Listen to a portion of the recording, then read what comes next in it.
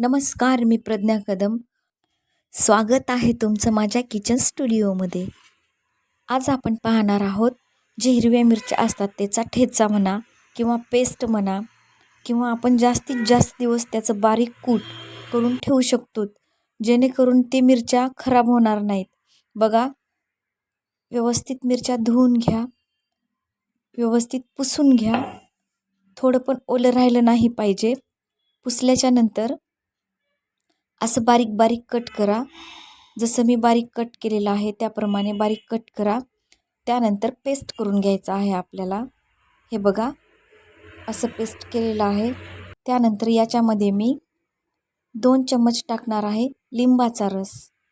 हे तुम्ही 6 महिने यूज करू शकता आणि बाहेर जर ठेवलात तर 3 महिने काहीच होणार नाही.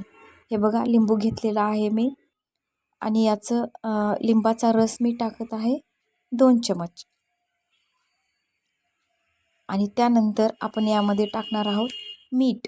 तर मीठ स्किप करू नका, कारण मीठ हे एक प्रिझर्वेटिव्ह आहे, ज्यामुळे ते टिकण्यास मदत होतं आणि खराब पण होणार नाही. तर आधी आपण लिंबू टाकलेले आहोत, नंतर आपण मीठ टाकलेलं आहोत. हे तुम्ही काचेच्या भरणीमध्ये भरून ठेवू शकतात. त्यानंतर इथं मी घेतलेलं आहे 2 चमच तेल आणि त्यानंतर परत एकदा आपण फिरवून घेऊया. लाईक करा, शेअर करा, सबस्क्राईब करायला विसरू नका. थँक्यू.